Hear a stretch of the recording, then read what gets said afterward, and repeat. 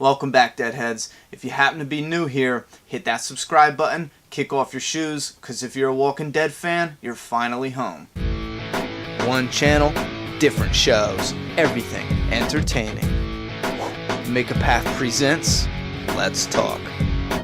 Alright, Deadheads, in my book, this was an okay episode. We had a very embarrassing van drop scene that was poorly edited, as well as I do believe that there was zero character development in this episode. Now, before you hit that dislike button, allow me the opportunity to explain myself. Let's talk The Walking Dead, episode 506, Consumed. Alright, Deadheads, early on in this episode, we get a scene that calls back to season 1. I absolutely love this scene because our characters are going back into Atlanta. And you can't go back into Atlanta without calling back to the first time that Rick Grimes went back into Atlanta. So they had almost the same exact shot, except for this time it's nighttime, a little harder to see, the image is probably a little bit dark. Some interesting details with this callback scene to season 1 is that Rick Grimes was going into Atlanta to find loved ones. Carol and Daryl are going into Atlanta to find a loved one. There may not be a romantic type of love, but there is a family love bond between these characters, and the equal amount of characters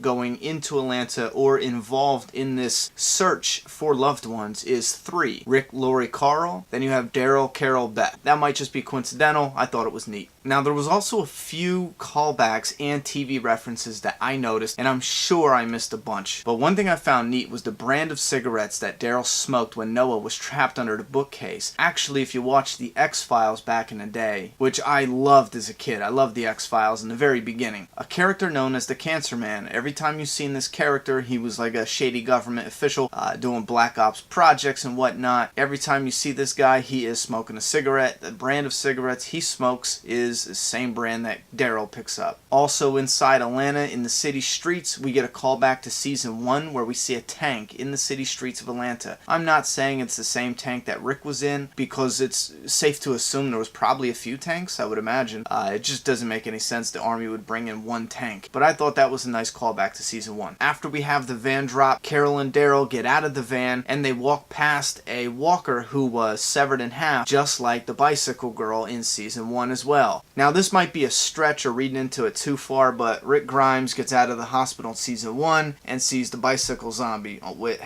only half its body. Daryl and Carol get out of the hospital van and they see a zombie who was severed in half. I mean, you could be stretching there, but I thought it was neat. And one of my favorites, and this popped out to me immediately on the show, was the Mary figure on the dashboard. Now, I could have sworn I seen that somewhere else. I feel like I'm missing something. But one thing I know for a fact it was one of my all-time favorite TV shows, Lost. I won't go into details, but inside the Mary statue, they were smuggling heroin. But John Locke, one of the main characters in Lost, sends up a younger guy, I forget his name, it's been a while, but he goes up into the plane and he discovers, you know what?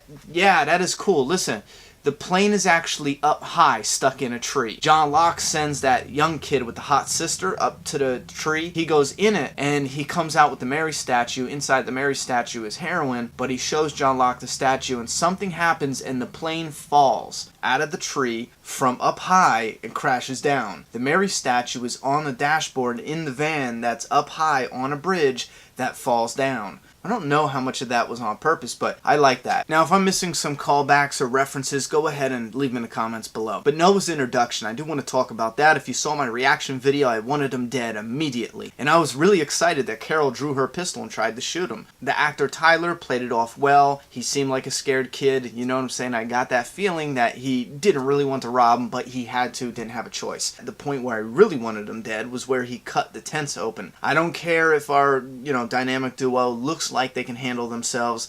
That shit is crossing the line. Now, obviously, Daryl knocked the gun out of Carol's hand. That fits Daryl's character perfectly. Daryl was just like, it's just a stupid kid. It might be the apocalypse, but he didn't kill us, and he could have. Let's not kill him. Now, the only thing that can redeem Noah, and I'm hoping we find this out, is if he was robbing them to use the weapons to break Beth out. If that is the case, all props to Noah. If that's not the case, I still want him dead eventually. Now, for everyone who's waited this long to get to my argument about there not being any character development, here it is. Alright, now, characters like Daryl and Carol, they'd already developed. We already went into their character development. And it seems like lately we're watching them deal with how they've developed. They've been dealing with who they've become. And they've also been dealing with who they used to be. For lack of better words, I'm not going to say that Daryl's interactions or events in this episode was character development. I'm going to say it was character preservation. In the conversation with Daryl and Carol, he tells her, "We ain't ashes." Here it is.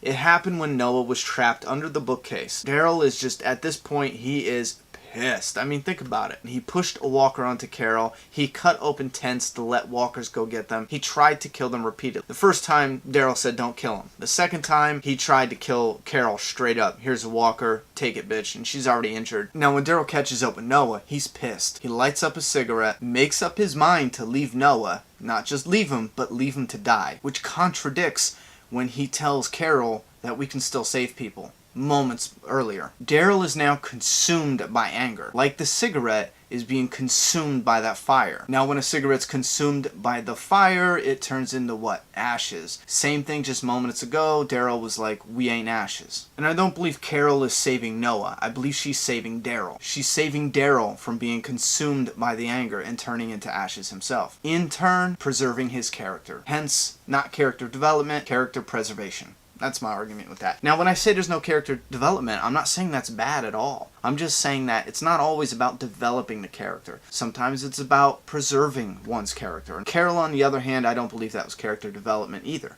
She's already fully developed. I mean, she's already transformed into a completely different character.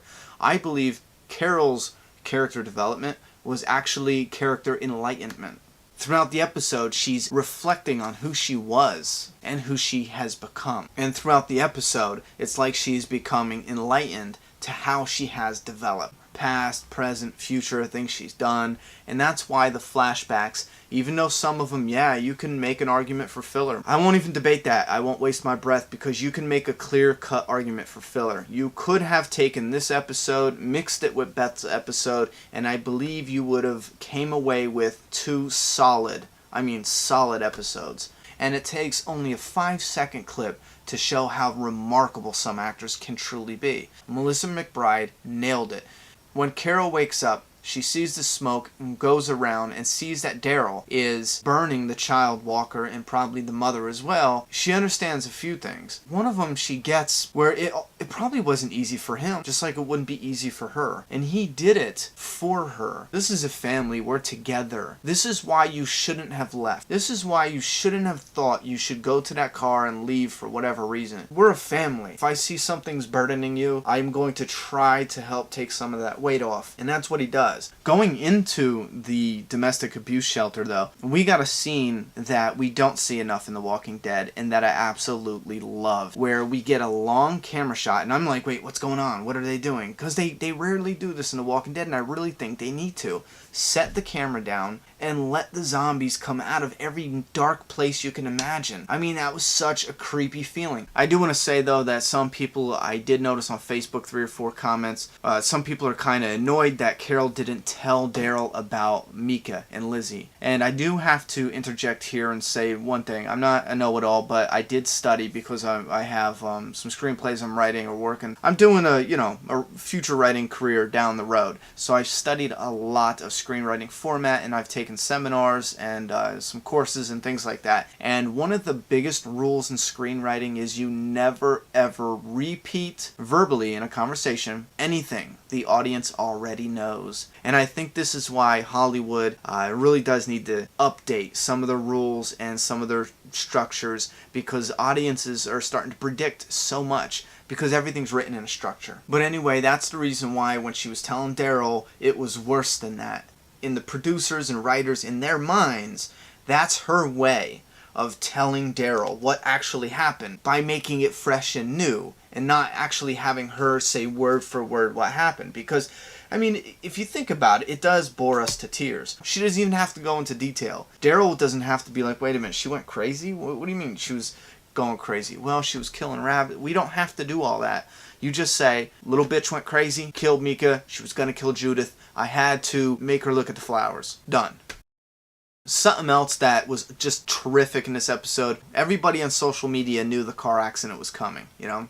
I was so focused on the interactions between Daryl and Noah I thought it was going to be a little more predictable, and it kind of happened, at least for me. My mind was somewhere else. It just happened, and it was done really well. I thought it was great. And the F-bomb, did anyone notice that? I put it in my reaction video. They completely cut it out, and all he said was that. Because I think he said, fuck that. When he was by the window, all you heard was, that. I thought the actor playing Noah did a good job. Again, I do want to see him in a little bit more. He did a good job, but he didn't blow me away, and the scenes weren't meant to blow you away in acting, so I do want to see more from him. I did kind of find the limp to be either way overreacting, or this character is going to be a hindrance on the group. I'm hoping he got a fresh injury. I'm hoping that's not the old injury. I don't know. That limp was just all types of crazy.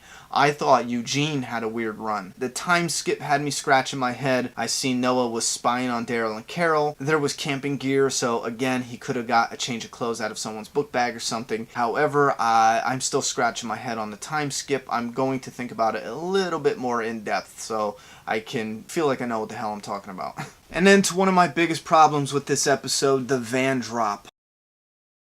There's no excuse for it. I know some people on social media was like, oh, that was fine, just let it go, I would rather just be honest. That van fall was shameful, it was embarrassing. The van was completely up and down. It was either going to hit on its nose or on its roof. Here's what gets me. All it would have taken was a simple editing cut. Just cut it sooner. And I know that if you cut it sooner, then you kind of take away from watching the van leave the bridge. But that's the thing. I would have sacrificed that. I would have done two things here. I would have just accepted the van is going to fall on its roof, and then you should have did some kind of cage to make it a little bit stronger. That way when it fell, it didn't crush in as much. Maybe they didn't have enough time for that. I mean, they had dummies in there, so it wasn't real people. And then for people saying that's absolutely not believable, I mean, there was this time I was in my car, my buddy was driving, we were wasted, and he's doing like 80, 90 miles an hour, and I was looking for a CD. I looked up because it felt kind of fast, and he was heading right for a hairpin turn. I knew the area, he didn't. It came up too fast, he couldn't brake, so I grabbed the wheel because I knew there's a cliff right over that hairpin turn, and I tried to turn the wheel. In this area, it was more of the country. They had the guardrails where it's like a big metal post, and it has the wire ropes. Well, the car hit, and it hit with such an impact on that metal post that holds the wire. It actually came up, went through the whole engine. It did it with such force, it lifted the car straight in the air. I'm flown to the roof. My legs bust out the window. The car comes down on the roof. The roof crushes in. It pins me in between the roof and the bottom of where the window comes up, and it continued to roll down this hill, and I felt my feet hitting the pavement, catching some air.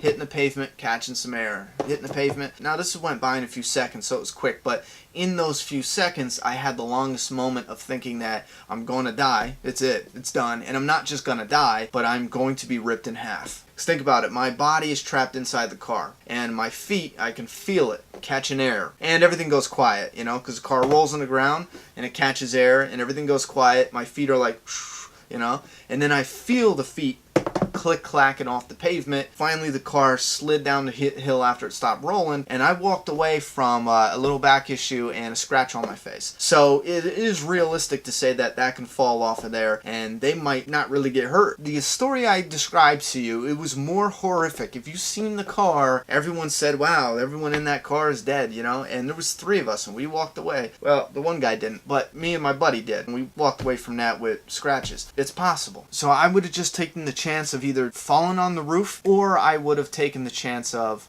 just cutting it early and not showing the damn van up and down. That's just crazy. Now, right after that, they had a really awesome scene that I love with the walkers falling down on the van. I thought that was actually pretty great.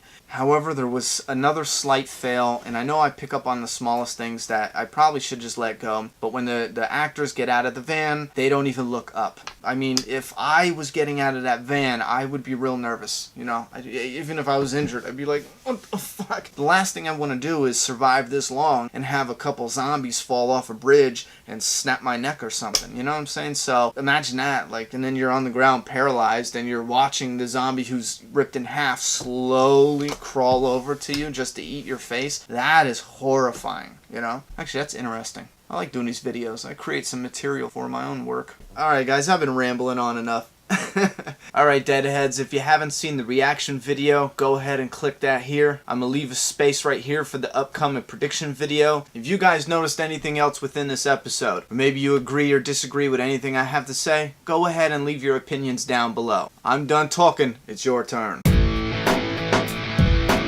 Subscribe now.